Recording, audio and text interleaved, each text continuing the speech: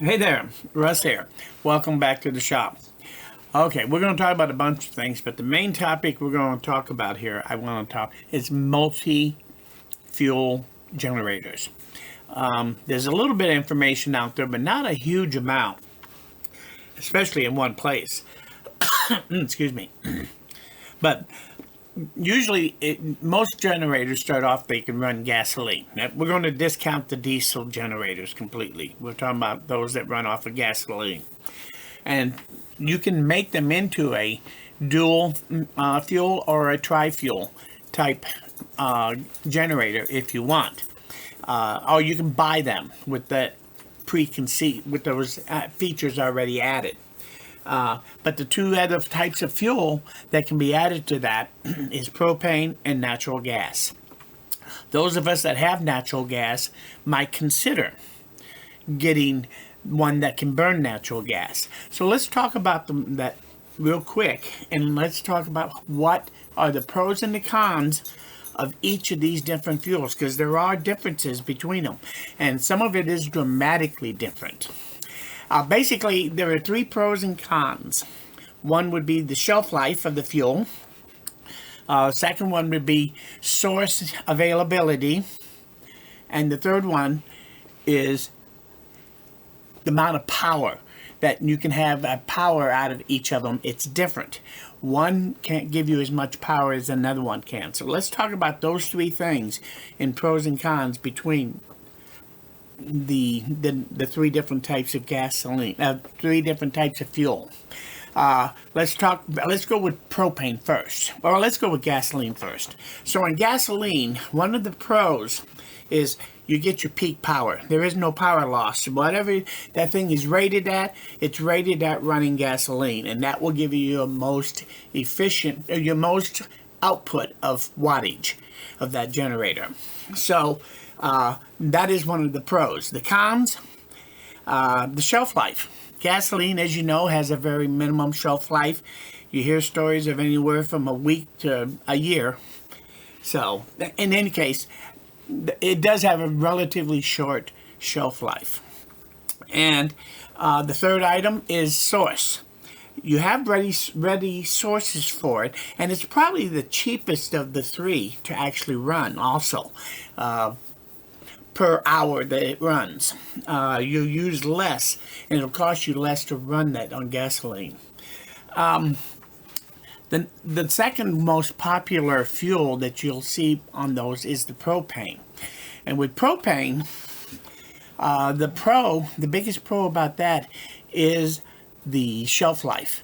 If you're going to be using, again, the shelf life really matters if you're only using this on occasions and emergency as needed. So the shelf life, though, of propane is pretty indefinite. Excuse me. And it'll sit on that shelf for years and be able to pull it out and use it. At least that's what my understanding is. The cons of propane are that the power loss. You're going to lose about 20%, I think, give or take a little, about 20% of the amount of power that thing will put out. So, like with mine, I have a 7,000 watt generator, a Predator from Harbor Freight. And if I run that on, right now it's only on gas, but you can actually buy kits for those that don't come with that. And so if I decide to put a kit on it, I can expect that if I start running off of propane, I'm not going to get 7,000 watts out of that.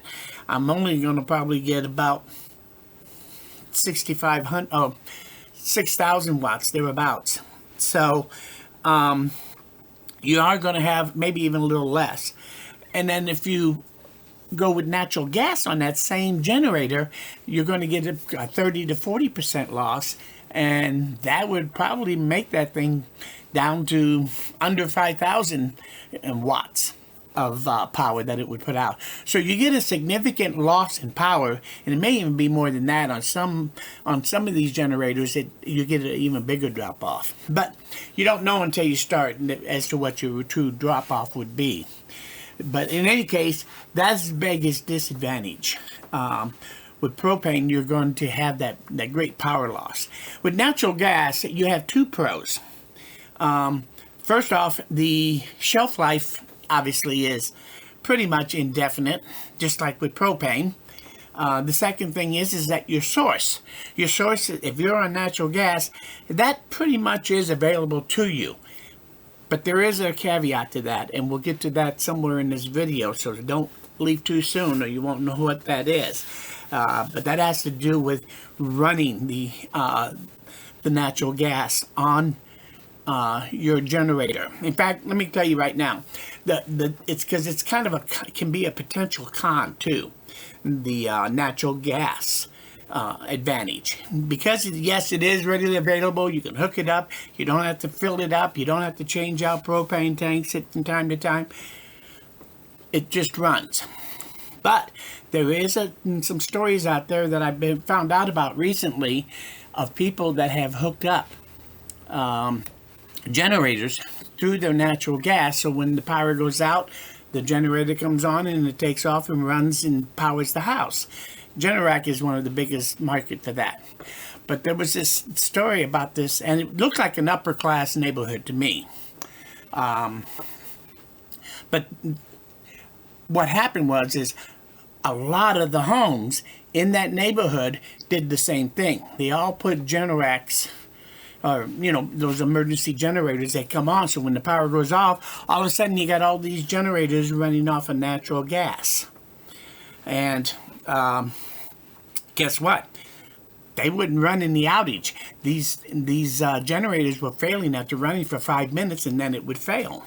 And so you could have a problem in that respect with the natural gases. If everybody puts a generator in and hooks it up in your neighborhood, or a good percent, you're probably going to have a problem. And that is on the power company. But unfortunately, their posture, from what I understand, is not very good. There was a story. One guy said that he did that. He hooked it up, and notified them. They said he would have to replace his meter with another meter so that it could handle the volume that he would want to come into his house. And he said, okay.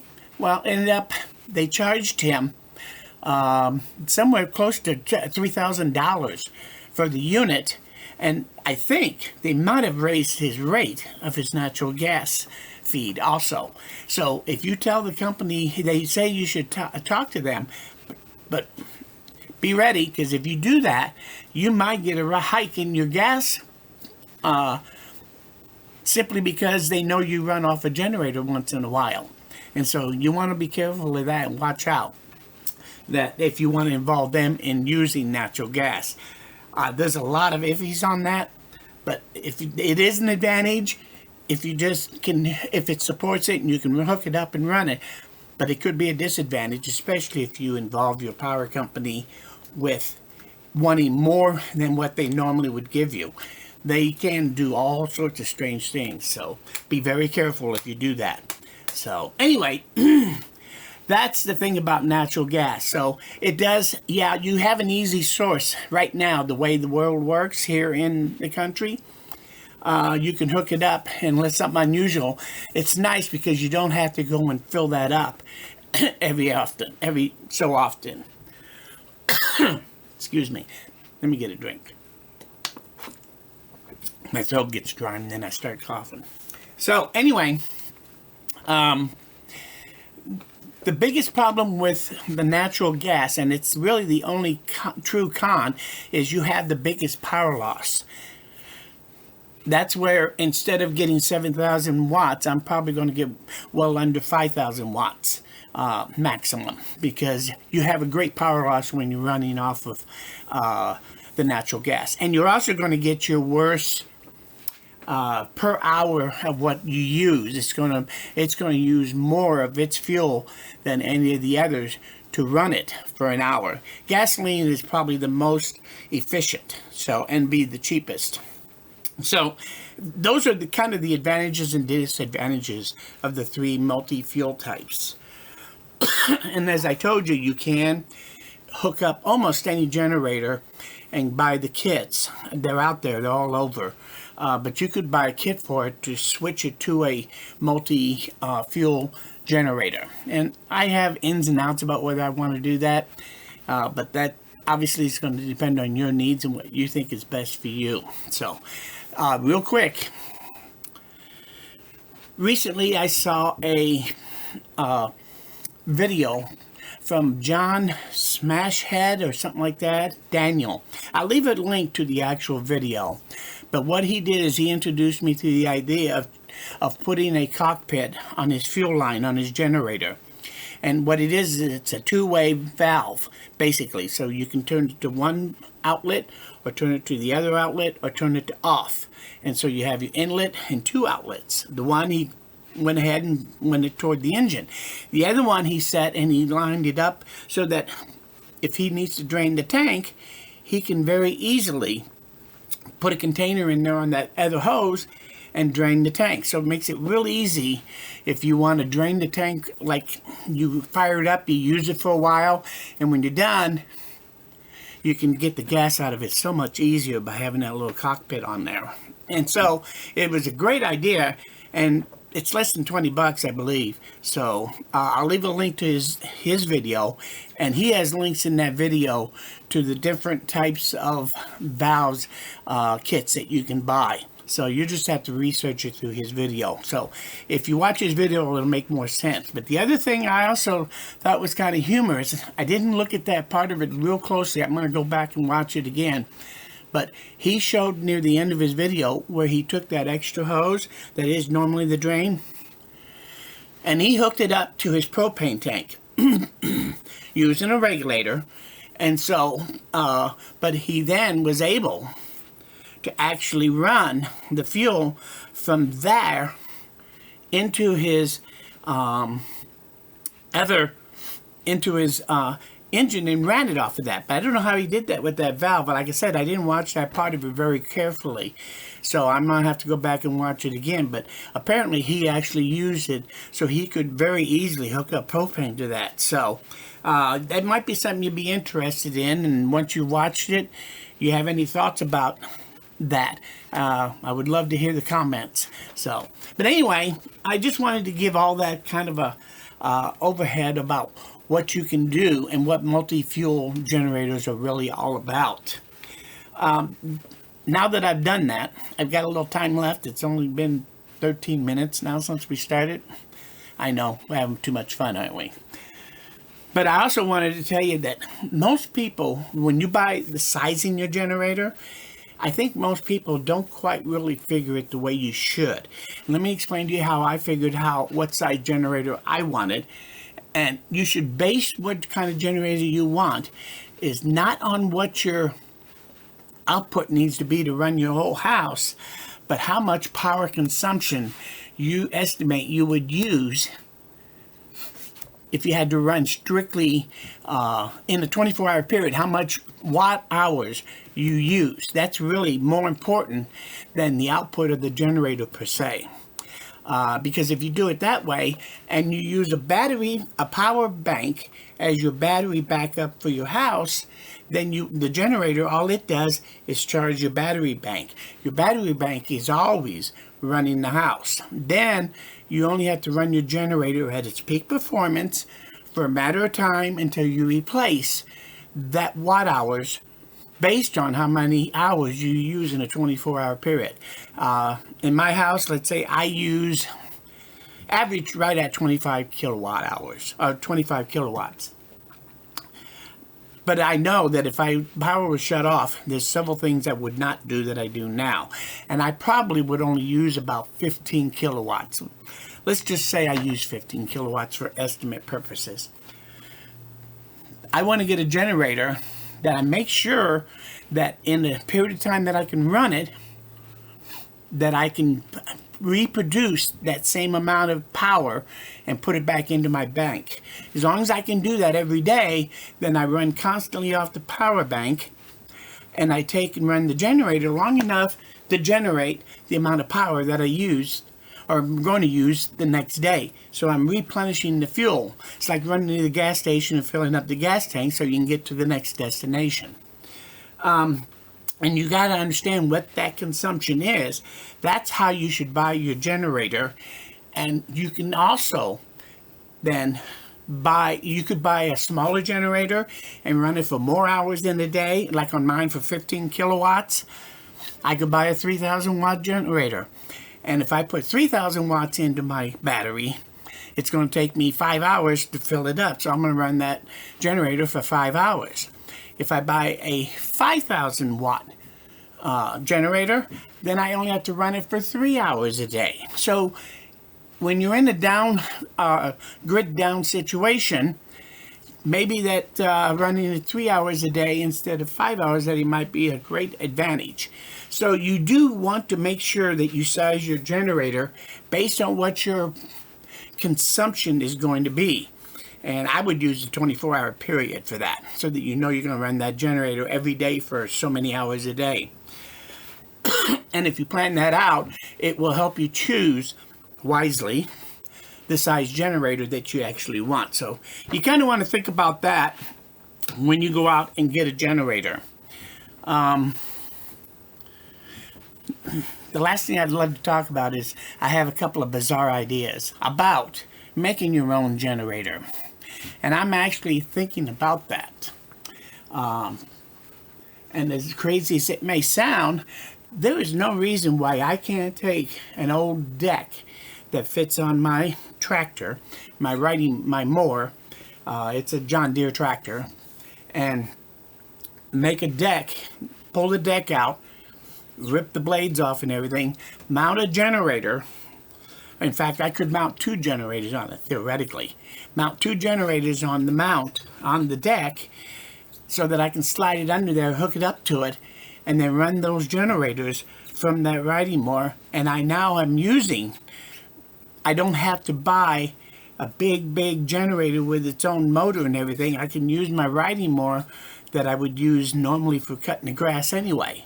So that is one of my thoughts, is trying to turn and I've seen some guys out there that do that, and there are ways to do it.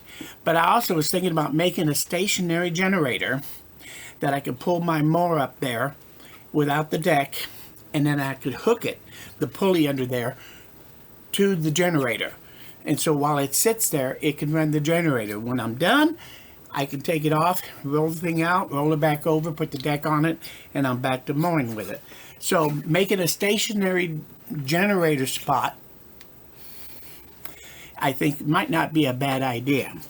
The other thing I would like to talk about real quick is, I've not seen anybody do it yet, but maybe I just haven't found it. And if you do, I would love to hear what you think about it.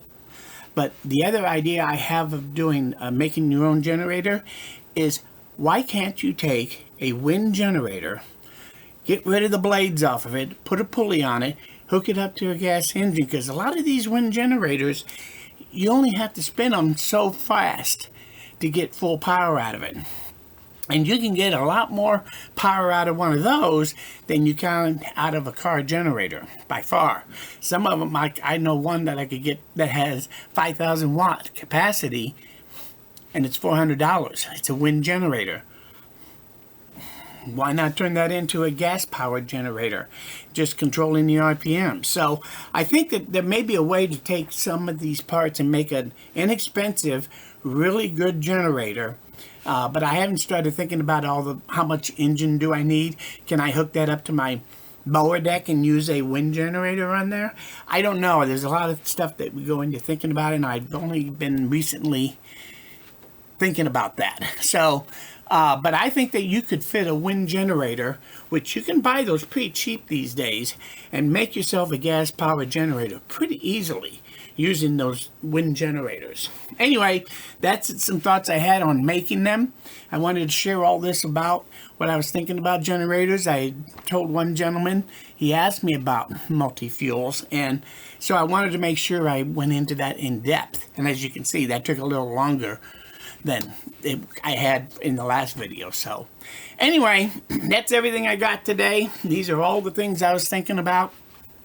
If you have any thoughts, any suggestions, leave them in the comments, and I do read them all, and I enjoy reading them, so thank you ahead of time if you leave me a comment. If you learned something here or you like this video, hit that like button. Lets me know I'm doing something right. That coffee is awful good today. Anyway, most importantly, please come back again because I'm nowhere near done. Thanks, and we'll see you all again very soon.